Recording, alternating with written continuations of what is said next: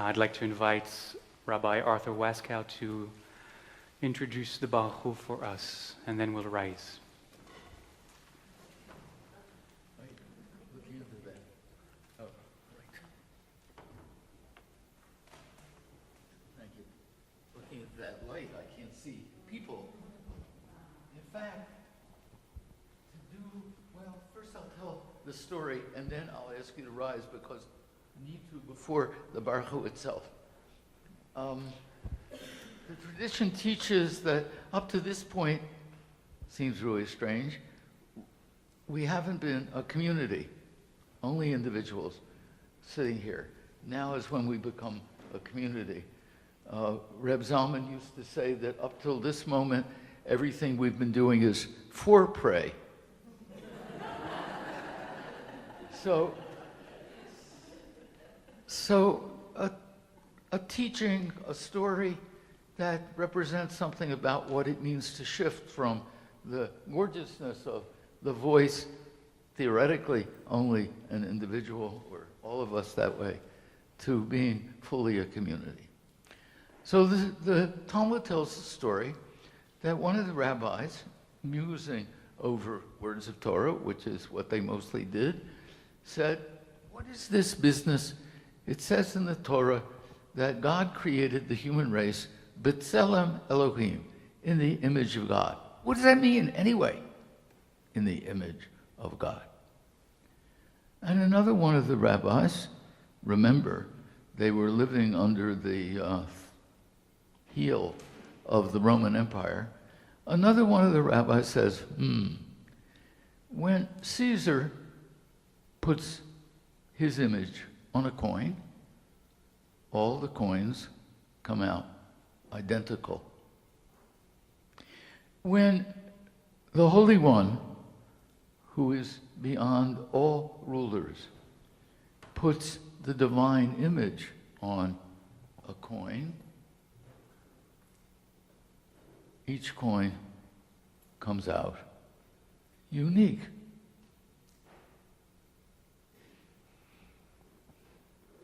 So in a moment, I'm going to invite us to stand because, unfortunately, in this kind of pew, you can't really see each other's unique face. But I want to say a little bit more about the teaching. For me, one of the extraordinary pieces of it is that it embodies in one breath what we now often divide into the political and the spiritual. Think about it. Think about what it says about Caesar, to say that Caesar puts his image on every coin absolutely the same. That teaching was not just about a little round coin. It was about what it means to live under Caesar, and then what it means to live with the God who makes every image unique.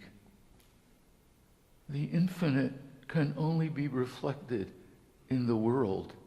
You might say refracted, as white light gets refracted into the colors of the rainbow. So the infinite can only be refracted in the world through uniqueness, through diversity.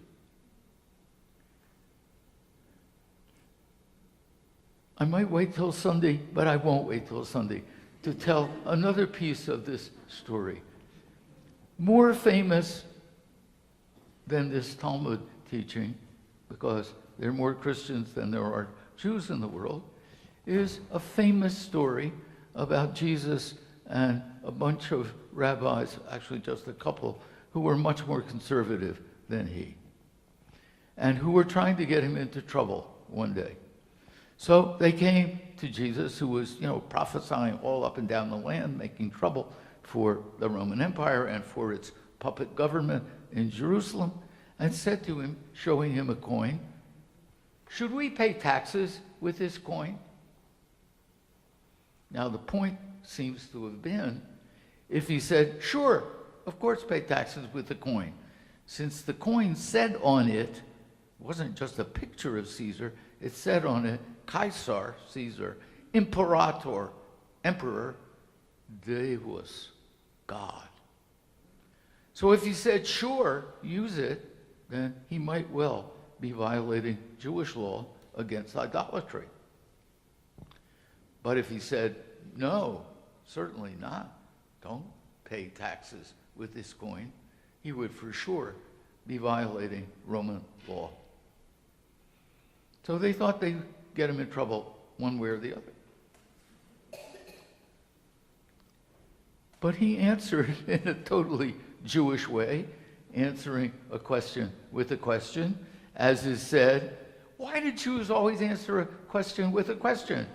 Answer, why not? So he said, whose image is on the coin? And according to the three Gospels where this story is told, they said, Caesar, like Caesar, dummy, that's the point. And he said, according to the Gospels, he said, so give to Caesar what's Caesar's and give to God what's God's. And Christians have been arguing for 2,000 years what that means, how you divide up the territory. But, and, if you take into account what this rabbinic teaching that I've just quoted teaches, and it's clear that he was one of the proto-rabbis and certainly knew this teaching, I think there's a missing line. So he said first, whose image is on the coin? And they said, Caesar's. And I think then he touched these troublemakers and said, and whose image is on this coin? And then he said, so give to Caesar what's Caesar's, and give to God what's God's. So now, let me invite all of us to stand, and the people in the first couple rows turn around, and if you can see through that glaring light, look from face to face and pause at each face, saying, this is the face of God, unique. And that image of God, unique, is on each face. And look at the next face. And this, so different, is the face of God. Not only is the shape of the face so different, but the past, the history of that face, and the future of that face, each so different. Each face, the face of God. And that's how we truly become a community, celebrating our uniqueness, but not a kind of simple-minded individualism. We celebrate our uniqueness as part of the great face, the great name, the great unity, which is refracted in our selves, our uniqueness. Amen.